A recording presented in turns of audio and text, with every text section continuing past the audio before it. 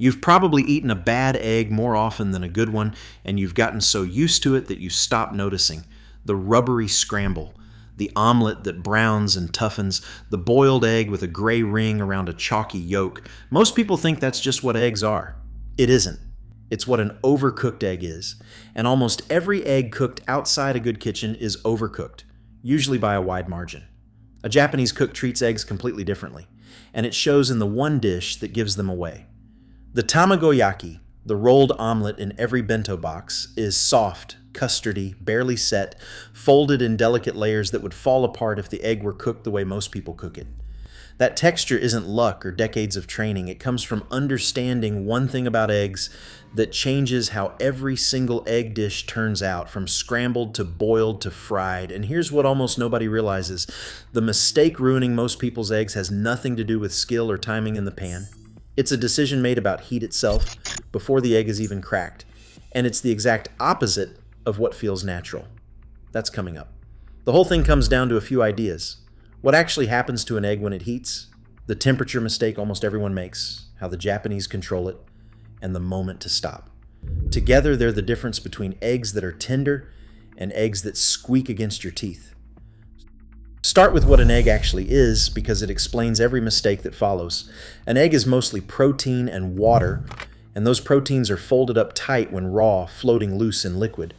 Heat makes them unfold and link together, which is what turns a runny egg solid.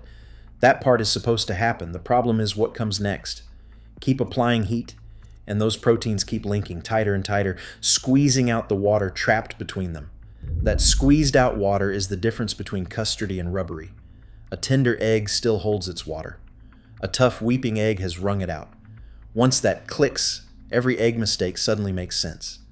The watery puddle under your scrambled eggs is the water the protein squeezed out.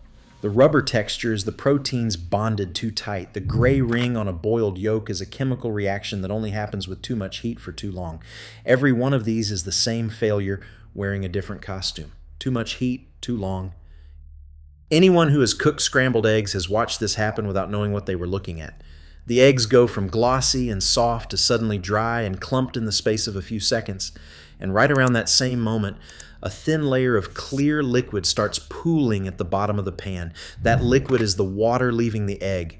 It's the exact instant tender becomes tough, visible in real time, and it happens fast because most people are cooking on heat that's far too high to give themselves any margin.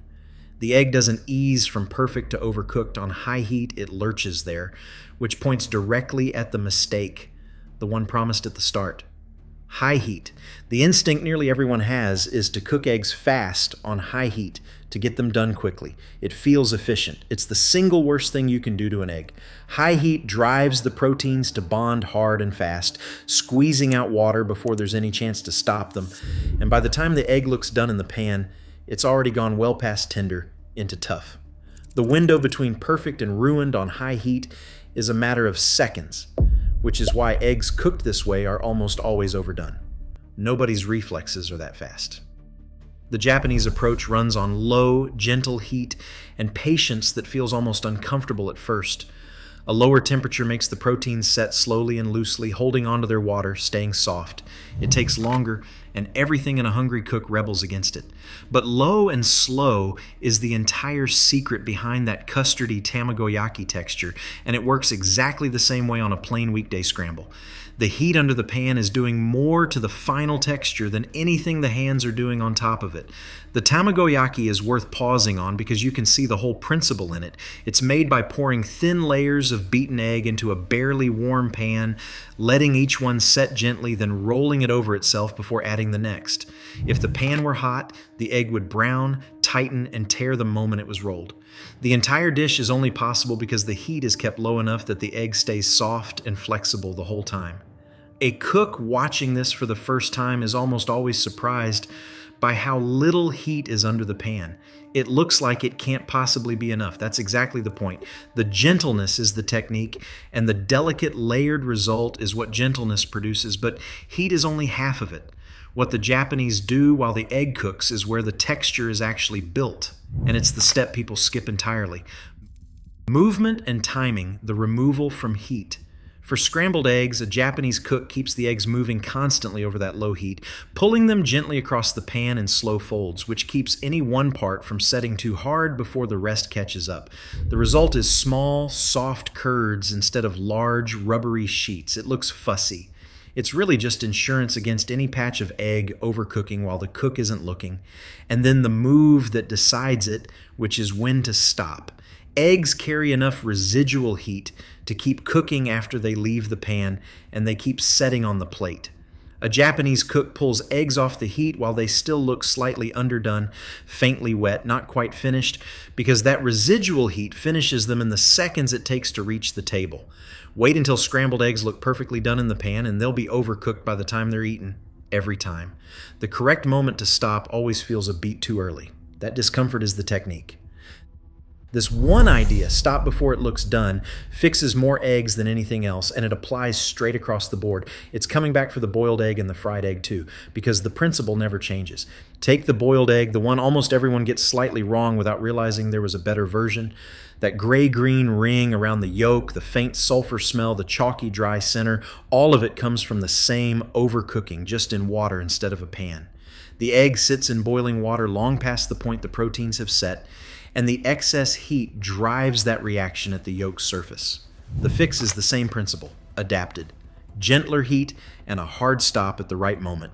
Rather than a rolling boil for far too long, the egg goes into water just under a boil for a controlled time, and then straight into cold water the instant it's done, which halts the cooking immediately, using that same residual heat logic in reverse. The cold water is the off switch. Skip it and the egg keeps cooking inside its own shell on the counter, sliding from perfect toward that gray ring while it sits. A Japanese soft-boiled egg, the kind sitting golden and jammy on top of a bowl of ramen, is nothing more than gentle heat, plus a hard stop at exactly the right second. The fried egg follows the same logic one more time, and by now it should feel familiar. Most people fry eggs on high heat, which is why the edges go brown and crispy and rubbery while the yolk overcooks.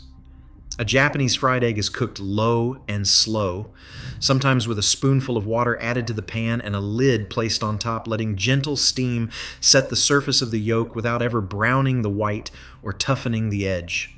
Low heat, a gentle finish. Pulled the moment it's ready. The same three ideas, one more time. The Japanese do one more thing to eggs that most people never think about, and it happens in the bowl before any heat at all. The egg gets seasoned before it's cooked, not after. A little salt and often a spoonful of dashi, the light stock that sits under so much Japanese cooking, gets beaten into the raw egg. Salt added early has time to work through the whole egg instead of sitting on the surface, and it does something useful along the way. It slightly loosens the protein's ability to bond too tightly, which means a salted egg stays a little more tender than an unsalted one cooked identically.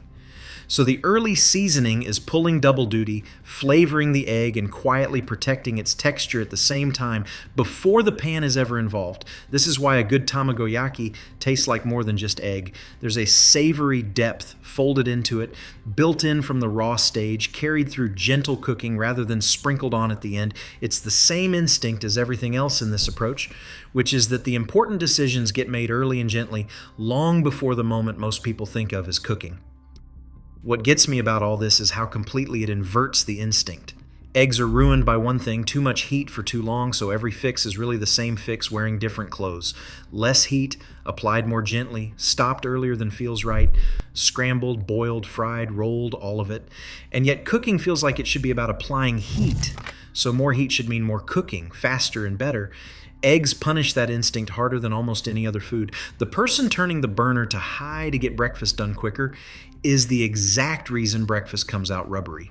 Working harder and faster is precisely the wrong move here. The whole fix is turning the heat down and having the nerve to stop early. Try it once tomorrow morning with a plain scramble. Turn the heat to low, lower than feels reasonable. Keep the eggs moving and pull them off while they still look a little wet before your instinct says they're done. The eggs you've been eating your whole life, the rubbery ones you'd stop noticing, turn into something soft and custardy that tastes like it came from somewhere much fancier than your own stove. People think Japanese cooking is about rare ingredients and years of training. Most of the time, it's about doing the ordinary thing more gently and stopping 10 seconds sooner than everyone else.